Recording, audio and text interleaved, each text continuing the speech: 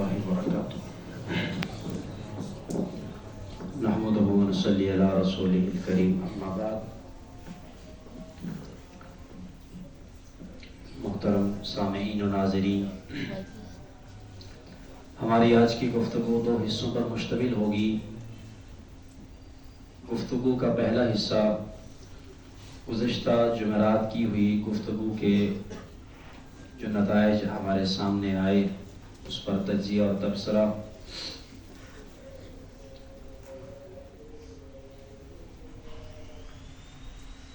گزشتہ ہفتے اور جمعرات کو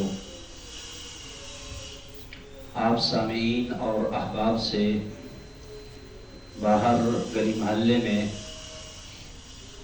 چوک چوراہے میں، سڑک اور دیگر مقامات پر صفائی کے بھرپور خیال رکھنے کی مؤدبانہ گزارش اور دست بستہ درخواست کی گئی تھی، جس کا اس مرکز کے اندر کافی فائدہ نظر آیا ہے اور کافی وہ گفتگو ثمر آور محسوس ہوئی ہے، اور مزید مرکز کے اندر صفائی کا امکان موجود ہے، اصلاح کی گنجائش موجود ہے۔ وہ چیدہ چیزیں جن کی طرف ہماری توجہ نہیں ہوتی، ان کی طرف توجہ کروا دینے سے انسان کام کر لیتا ہے۔ ایک تو جو ہم مختلف چیزوں کے اندر کھانا وغیرہ کھاتے ہیں، چاہے وہ ادارے کے برتن ہیں یا اپنے ذاتی برتن ہیں، ان کو استعمال کے بعد ان کی جو بھی متعلقہ جگہ ہے، ادارے کے برتن ہیں تو اسے کچن میں پہنچانا، اپنے برتن ہیں تو دھو کے انہیں اپنی متعلقہ جگہ میں رکھ دینا، وگرنہ گم ہو جانے کا خدشہ ہے۔ آپ دوبارہ سے اپنے پیسوں کو کسی اچھی جگہ اور جگہ میں استعمال کر لیں، تو جا بجا پڑے ہوئے برتن اس بات کا تقاضا کرتے ہیں کہ ہمیں برائے مہربانی اپنی متعلقہ جگہ پر پہنچایا جائے۔ اسی طرح سے ایک چیز کے احسان، عدل اور ظلم، یہ تین درجات ہیں، احسان، عدل اور ظلم۔ صفائی کے حوالے سے اسے ہم سامنے رکھتے ہوئے دیکھتے ہیں کہ اگر کوڑے کو آپ کوڑے دان میں پھینک دیتے ہیں تو یہ عدل ہے، چونکہ اس کا محل، اس کی جگہ وہ کوڑا دان تھی، آپ نے اس کو اس کی جگہ پر پھینک دیا تو یہ عدل ہو گیا۔ اگر آپ اس کو باہر پھینک دیتے ہیں تو یہ ظلم ہوگا، ناانصافی ہوگی، کیونکہ اس نے آپ نے اس گندگی کو، اس کوڑے کرکٹ کو، کچرے کو اپنی جگہ پر نہیں پھینکا۔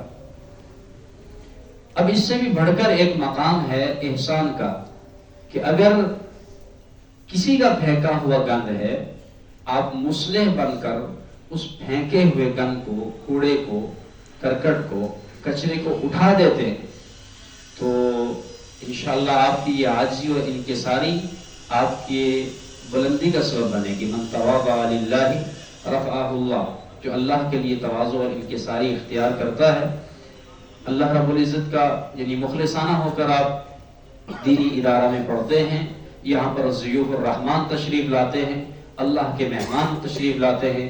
مسجد کی صفائی تو جناب سنت ابراہیمی ہے، خلیل اللہ کا شیوہ ہے، اس لیے اگر ہم کرتے ہیں اس چیز کو سامنے رکھتے ہوئے اس دینی ادارے، تربیت گاہ، اس دانش گاہ اور تعلیم گاہ کے اندر اس اصلاح کا کام کرتے ہیں، تو اس سے انشاءاللہ ہماری شان گھٹنے کے بجائے بڑھے گی۔ گفتگو کا پہلا حصہ اور آخری چیز، جیسا کہ استاد جی نے بھی پچھلی دفعہ رہنمائی کی تھی، وہ جوتے اتارنے کی جگہ سامنے تھوڑی سی پنی اونچی کی گئی ہے تاکہ جوتے اس سے نیچے اتارا جائے، لیکن پھر بھی کچھ بھائی تھوڑا غفلت کے شکار ہو رہے ہیں، اس بنی کے اوپر آ کر جوتے اتارتے ہیں۔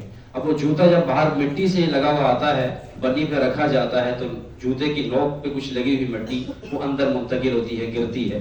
اب جو باقی باہر سے بھائی آتے ہیں وہ گیلی جگہ پر پاؤں رکھتے ہیں، ان کی جرابیں خراب ہوتی ہیں، مٹی اور آلودہ جگہ پر پاؤں رکھنے سے ان کی جرابیں خراب ہوتی ہیں، تو اس لیے جب آپ نے جوتے اس بنی کے اوپر کے بجائے نیچے اتارنے ہیں، اور اگر اندر لانا چاہتے ہیں تو جھاڑ کے سے جوڑ کے اسے مختل لے کر ریک میں رکھ دیں۔ یہ آج کی گفتگو کا پہلا حصہ ختم ہوا۔ دوسرا حصہ 3 مثالوں کے ساتھ آپ کے سامنے واضح کروں گا کہ ہمیں معاشرے کے اندر امن و سکون کے لیے جو کچھ ہدایات دی جاتی ہیں اداروں کی طرف سے یا پھر قوانین کی صورت میں، ہمیں ان پر عمل پیرا ہونا چاہیے. جیسا کہ ہم میں سے تقریباً ہر بھائی اورنج ٹرین کے اندر جاتا ہے، سفر کرتا ہے. 7-8 سال تو ہو گئے ہوں گے نا اورنج ٹرین کو بنے ہوئے، جیسے کچھ زیادہ شاید عرصہ ہو گیا. اور شروع سے لے کر آپ دیکھیں کہ وہاں پر ایک الیکٹرانک LCD پر کچھ ہدایات چلتی رہتی ہیں. اس میں سے ایک جو ایسکیلیٹر ہے، وہ الیکٹرک سیڑھی ہے، اس پر کیسے چلنا ہے آپ نے، اس میں مختلف طریقہ بتاتے ہیں. تو ایک طریقہ یہ ہے کہ آپ نے جو اس میں شروع سے لے کر پہلی سیڑھی سے لے کر آخر تک جن لوگوں نے کھڑا رہنا ہے انہوں نے بائیں سمت کھڑا رہنا ہے، بائیں طرف. اور جو چاہتے ہیں کہ ہم سیڑھی کے ساتھ ساتھ چلتے ہوئے جائیں وہ ان کے لیے دائیں طرف، دائیں جانب خالی چھوڑ دی جائے. یہ 7-8 سال سے یہ ہدایت چل رہی ہے. کچھ باہر سے اجنبی مسافر آ گئے جنہیں نہیں پتا، وہ کچھ ہوں گے، اکثریت تو یہاں کی مقامی ہے لاہور کی. اور آپ اس کا کبھی تجزیہ کر کے دیکھ لیں کہ کتنے لوگ ہیں جو وہ ایک سائڈ پر سمٹ کر کھڑے ہیں اور کتنے لوگ ہیں جو درمیان میں جو ہے نا وہ ساری جگہ گھیر کے کھڑے ہیں.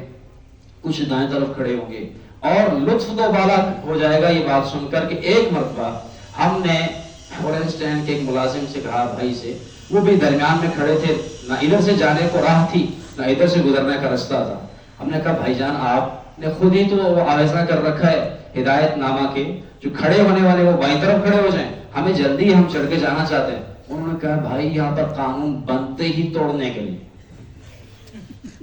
یعنی جس قوم کا فخریہ طور پہ وہ یہ بتائے کہ ہم قانون بناتے ہیں اور پھر اپنی ذہنی تسکین کے لیے، ذہنی عیاشی کے لیے ہم قانون کو کی دھجیاں اڑا دیتے ہیں، اپنے قدموں تلے انہیں پامال کرتے ہیں اور رونتے ہیں، تو اس قوم کا مستقبل تاریک ہوگا روشن. یہ دیکھ سکتے ہیں.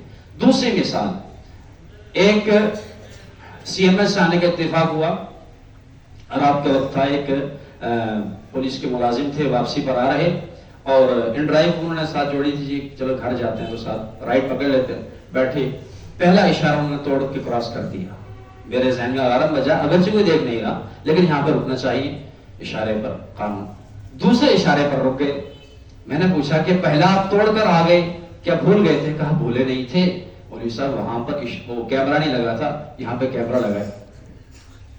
پھر میں انہوں نے کہا میں آپ تو قانون کے محافظ تھے، آپ کے کندھوں پر قانون کی حفاظت کی گراں قدر ذمہ داری تھی، آپ تو دل و جان سے قانون کے محافظ ہوتے.